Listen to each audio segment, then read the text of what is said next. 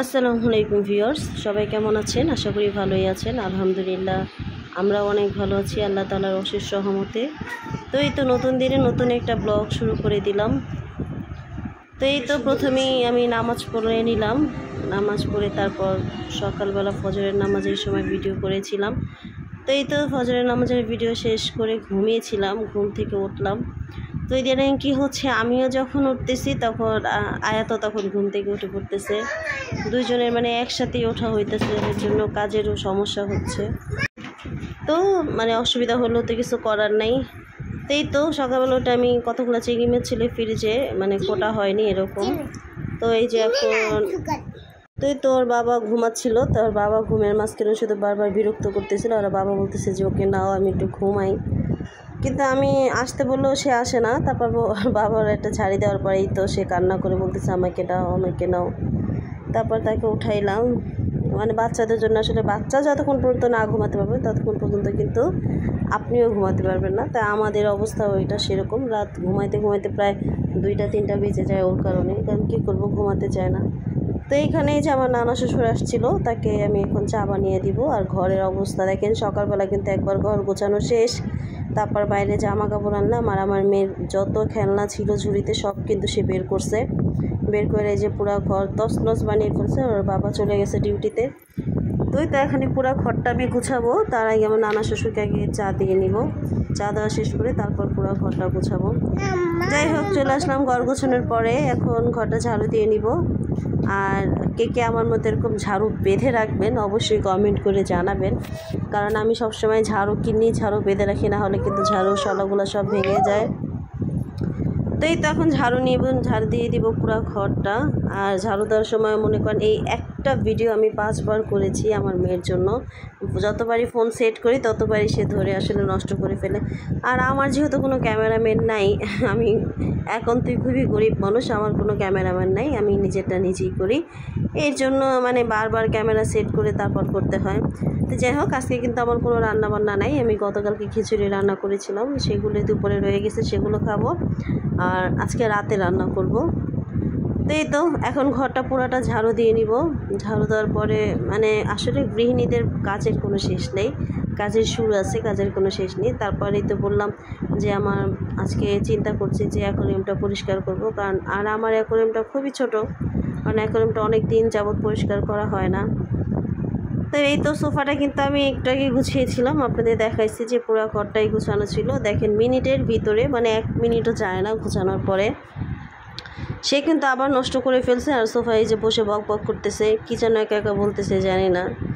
আর তার একটা পিস্তল ছিল, সেটা আমি রাগ করে ভেঙে ফেলছি। এর জন্য মানে আমাকে অনেক কিছু বলতেছে, তুমি কেন এটা ভাঙলা, এই সেই মানে কত রকমের কথা। যাই হোক, ওর কথা শুনতে গেলে দেখা যায় রাত পার হয়ে যায়, কিন্তু ওর কথা কিন্তু শেষ হয় না। তো এই তো ঘরটা কিন্তু আমি আবারও গুছিয়ে নিলাম। বারবার করে ঘর গুছাইতে হয়। আর আমি এমন একটা মানুষ, আমার মনে হয় যে অগোছালো ঘর আমি দেখতেই পারি না। যাই হোক, এই তো এখন চলে আসলাম অ্যাকোয়ারিয়ামটা পরিষ্কার করব। তাই উপরে ঢাকনাটা আমি নামিয়ে নিলাম। আর দেখতেছেন যে অ্যাকোয়ারিয়ামটা আসলে অনেক ময়লা হয়ে গেছে। আর অ্যাকোয়ারিয়ামটা যে পানি রাখা হয় সেই পানির জায়গাটা একদম দাগ হয়ে যায়। আর এত ঘষে মেজেও সেই পানির জায়গাটা আসলে আমি উঠাতে পারি না। আপনারা প্লিজ আমাকে সাজেস্ট করবেন যে কী দিয়ে আসলে পরিষ্কার করা যায় এটা। তো যাই হোক, আমার অ্যাকোয়ারিয়ামটা কিন্তু একদম ছোট, যেহেতু আমার ঘরে কোনো জায়গা নেই রাখার জন্য। এর জন্য আমার অ্যাকোয়ারিয়ামটা কিন্তু একদম ছোটোই কিনেছি। তাও কিনতাম না, এটা কিনেছি আসলে মেয়ের জন্য, সে মাছ দেখলে খুবই ভালো লাগে এর জন্য। তো এই তো ওর যন্ত্রণায় তার কাজ করা যায় না। যখন আমি মাছ উঠাইতে যাইতেছি বলতেছে আমি উঠাবো, সে কিন্তু আমাকে মাছ উঠাতেই দিচ্ছে না। তারপরে এই যে একটা মাছ ধরছি। তো এই মাছ ধরাটা কিন্তু খুবই কষ্টের একটা বিষয়। যাই হোক, এখন আমার মেয়েও একটু মাছ উঠাবে, সে তো উঠাতে পারবে না। তারপর কি করবো, এখন অফ ক্যামেরা আমি সব মাছগুলো উঠাই নিব, না হলে এই মাছ উঠাতে প্রচন্ড সময় লাগবে। আর এত সময় তো আর ক্যামেরা অন করা সম্ভব না। আপনারা বড় ভিডিও দেখতে ধরলেই পিছলে যায় এরকম একটা ভাব। তো এই তো এখন এই পাথরগুলো আমি একদম ভালো করে পরিষ্কার করে নিব, একদম ধুয়ে মুছে চকচকে করে নিব। তো এই তো আমি কেনার সময় আসলে সাদা কালো পাথরগুলো কিনেছিলাম, কারণ সাদা কালো আমার অনেক ভালো লাগে। কিন্তু আসলে তার সাথে যদি একটু রঙিন পাথর থাকতো তাহলে আমার আরও বেশি ভালো লাগতো। তারপর এই যে পাথরগুলো আমি একটু ভিমবার নিলাম, ভিমবার নিয়ে একটু ডলে নিলাম, ভালোভাবে ধুয়ে পরিষ্কার করে নিব। তারপর অ্যাকোয়ারিয়ামটা নিয়ে আমি সেই অ্যাকোয়ারিয়ামে পাথরগুলো ঢেলে দিব। ঢেলে দেওয়ার পরে তারপর দিয়ে দিব পানি। তার আগে কিন্তু আমার অ্যাকোয়ারিয়ামটা অবশ্যই পরিষ্কার করতে হবে। আর এই যে ভিম বার নিয়ে তারপরে যে ডলাডলি ঘষাঘষি শুরু করলাম, কিন্তু যতই ঘষাঘষি ডলাডলি করি আমার আসলে মানে এই পানির দাগটা কিন্তু উঠেই না। আর আমি অ্যাকোয়ারিয়ামটা কেনার সময় আসলে দেখে কিনি নাই, অ্যাকোয়ারিয়ামটার গায়ে কিন্তু খুবই দাগ। তো যাই হোক, এখন দাগ হলে তো কিছু করার নাই, লোক আর ফেরত নেবে না। আর এখন যদি আমি ফেরত দিতে যাই তাহলে লোকের সাথে আমার অনেক গ্যাঞ্জাম, আরও দেখা যায় ঝগড়া হবে। দাগ বাদ দিই, অ্যাকোয়ারিয়ামটা অনেক আগেই কিনেছিলাম। তো এই তো এখন পাথরগুলো সুন্দর করে ঢেলে দিব। ঢেলে তারপর ঘরে নিয়ে যাব, কারণ এখানে আর কোনো কাজ করবো না। আর পাকঘর আসলে এই কিচেনটা খুব ছোট, একদম ছোটো, মানে একজন মানুষ ঢুকে রান্না করা যায় এরকম। তা আগে যে রুমে ছিলাম সেই রুমটা কিন্তু আসলে মানে খুব বড় ছিল। যাই হোক, এই তো এখন ভালো করে একটা সুতি কাপড় দিয়ে পরিষ্কার করে নিব, না হলে কিন্তু এই যে আমার যে দাগ সামনে রয়ে যাবে। এই যে পাথরগুলো ছড়িয়ে দিব, একদম ছড়িয়ে দিয়ে। আর যে বড় বড় পাথরগুলো দেখতেছেন এগুলো আমি এক জায়গা থেকে নিয়ে আসছি। তো এই তো, আর এই যে গাছটা দেখতেছেন এটা কিন্তু গাছ না, এটা আমার একটা আর্টিফিশিয়াল ফুল ছিল, সেই ফুলের থেকে আমি ছুটিয়ে নিয়েছি।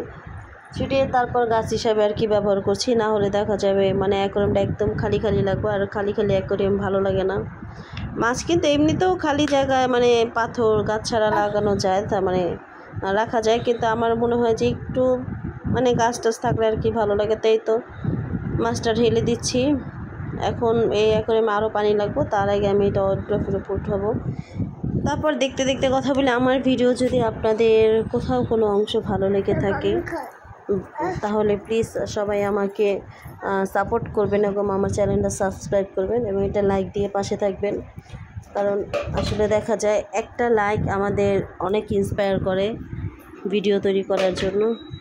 যাই হোক, আশা করি সবাই আমার পাশে থাকবেনই। তো তারপর অ্যাকোয়ারিয়ামটা আমি অড্রফের উপরে নিয়ে রাখলাম, এখন পানি ঢেলে দিব। তো পানি ঢেলতে যেয়ে কী হলো, আমি যে গাছটা রেখেছিলাম সেই গাছটা কিন্তু একদম পড়ে গেছে। তারপর এটা আমি আবার ঠিক করে দিয়ে পুরো মানে পানি আর কি ভরে গেছে। তো যাই হোক, এটাই যে আবার মুছে নিচ্ছিলাম, মুছে নেওয়ার পরে উপরে ঢাকনাটা দিয়ে দিব। আর এই যে উপরে ঢাকনাটা আপনারা দেখতেছেন, এটা কিন্তু আমি করেছিলাম ক্লে দিয়ে। তো এটা আরও ছিল, লতা পাতা গাছ টাছ অনেক কিছু বানাইছিলাম, কিন্তু দেখা যাইতেছে মানে এটা ভেঙে যায়। আমার মেয়ে যখন এই ধরে ভেঙে ফেলে। আর এই যে আমার টুনটুনিটা সবাই অবশ্যই মাশাআল্লাহ বলবেন। আমি টিভিতে গান ছেড়েছিলাম, সেই গান ছেড়ে মানে এখন সেই একটা নাচ দিবে, নাচতে নাচতে সে তো পড়েই গেল। যাই হোক, এটা হয়েছে বিকালবেলা। তো বিকালবেলা আমি আমার মেয়ের চুলগুলো আশ্রয় দিচ্ছে। আমার মেয়ের চুলগুলো কিন্তু খুবই পাতলা, তবে আরও আগে অনেক পাতলা ছিল, এখন মাশাআল্লাহ একটু ঠিক আছে। তাই তো মেয়েকে নিয়ে বের হইলাম। তো মেয়েকে দেখে এখন একটু বাইরে যাব ঘুরতে।